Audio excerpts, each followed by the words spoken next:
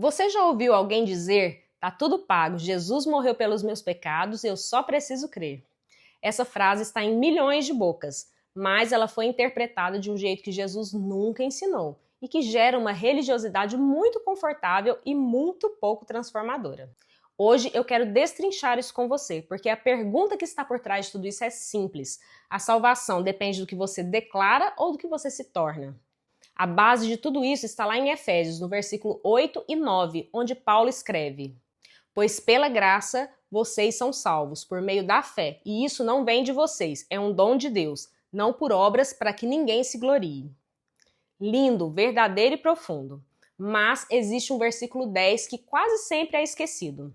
E ele completa o pensamento: "Porque somos feitura sua, criados em Cristo Jesus para as boas obras, as quais Deus preparou para que andássemos nelas." Repara, Paulo não está dizendo que as obras não importam. Ele está dizendo que ninguém se salva pelo orgulho de achar que mereceu a graça divina por esforço próprio. Ninguém chega até Deus batendo no peito e dizendo: "Eu conquistei isso." A graça é oportunidade. O que você faz com ela é o que determina o seu caminho. E aqui é exatamente onde o Espiritismo aprofunda o que o próprio texto já diz. Agora tem um ponto que eu acho fundamental explorar.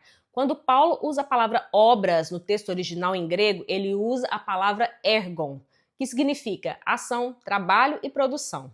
No contexto em que Paulo escrevia, ele estava falando especificamente das obras da lei mosaica, os rituais, os sacrifícios, as práticas externas da religião judaica. Ele estava dizendo que seguir rituais não salva ninguém. Mas ao longo dos séculos, a palavra obras foi sendo reduzida a gestos externos, doações, rituais, práticas visíveis. E a obra mais importante ficou esquecida, que é a de se transformar por dentro. Haroldo Dutra Dias, tradutor do Novo Testamento do grego original, mostra que Paulo nunca propôs uma espiritualidade passiva. Ao contrário, ele insistia que sem mudança interna real, nenhuma declaração de fé tem peso. A obra que importa não é a externa, é a interna. Para o Espiritismo, salvação não é um evento, não é uma declaração verbal e não é uma oração que você repete e pronto, assunto encerrado. Salvação é um processo de evolução. Kardec, no Evangelho segundo o Espiritismo, sintetiza com uma frase que é a espinha dorsal de toda a moral espírita: fora da caridade não há salvação. Não é uma questão de crença certa, de doutrina específica, de pertencimento religioso. É uma questão de como você trata o outro. E o Espiritismo, em consonância com o próprio Evangelho, afirma que a salvação está aberta para todos, independente de crença, de religião e de origem, contanto que a lei de Deus seja vivida. E isso é muito mais generoso do que dizer que só se salva quem crê de um jeito específico. E também muito mais exigente do que simplesmente declarar uma fé. E agora chegamos ao ponto central de tudo isso. Quando o Espiritismo fala em obra, ele fala em reforma íntima.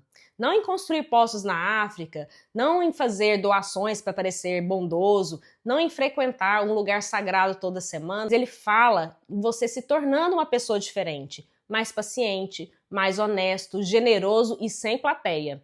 Menos reativo, menos rancoroso e menos apegado ao que é só seu. Haroldo Dutra Dias diz que não se torna espírito manso porque ignorou a violência, mas porque compreendeu a violência e os seus limites. Essa é a obra, essa é a transformação que Paulo chama de boas obras lá no versículo 10.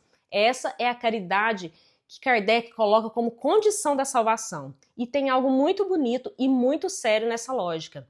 Quando você muda por dentro, o mundo ao seu redor muda. Você não precisa salvar a humanidade, você precisa ser uma pessoa melhor para as pessoas que estão ao seu redor. E isso já é uma obra de Deus no mundo. Existe uma ideia muito difundida de que Jesus, ao morrer na cruz, pagou de uma vez por todos os nossos pecados, passados, presentes e futuros. Como se a dívida tivesse sido quitada e o saldo zerado para sempre, independente do que você faça depois. É uma ideia confortável, mas pensa comigo. Imagine que um estudante vai mal na escola. O pai, por amor, faz a prova por ele. O filho passa de ano, mas o conteúdo que ele precisava aprender ficou para trás. E na próxima fase da vida, aquela lacuna vai aparecer. O amor do pai foi real, mas o atalho não ajudou. O Espiritismo entende que Deus funciona diferente disso. A lei de causa e efeito não é uma punição, é uma lei educativa. Como Kardec escreveu, os homens semeiam na terra o que colherão na vida espiritual, os frutos da sua coragem ou da sua fraqueza. Isso não nega a graça. A graça é a oportunidade, o livre-arbítrio é o que você faz com ela. E o mais consolador de tudo, a questão 116 de O Livro dos Espíritos garante que todos os espíritos, sem exceção, atingirão a perfeição. Ninguém está condenado para sempre. Não existe inferno eterno na visão espírita. Mas também não existe atalho. Existe tempo, misericórdia e responsabilidade. E aqui está a maior ironia de tudo isso. Quem defende que basta declarar uma fé para ser salva está contradizendo o que o próprio Jesus disse. Jesus não disse, declare que me aceita e que você está salvo. Jesus disse, pelos seus frutos te conhecerei. Está lá em Mateus capítulo 7, versículo 16. Disse também, nem todo aquele que me diz Senhor, Senhor entrará no reino dos céus, mas aquele que faz a vontade de meu Pai. Também está lá em Mateus capítulo 7, versículo 21. E diz também, amarás ao seu Senhor, teu Deus, de todo o seu coração, e ao seu próximo como a ti mesmo. Está lá em Marcos capítulo 12, versículo 30. Nenhuma dessas frases é sobre declaração, todas elas são sobre quem você está se tornando. O Espiritismo não inventou a autorresponsabilidade, ele simplesmente levou a sério o que Jesus disse. Existe uma diferença profunda entre dois tipos de espiritualidade. Uma diz, você é pecador que precisa ser resgatado de fora. A outra diz, você é um espírito em evolução e carrega dentro de si uma centelha divina.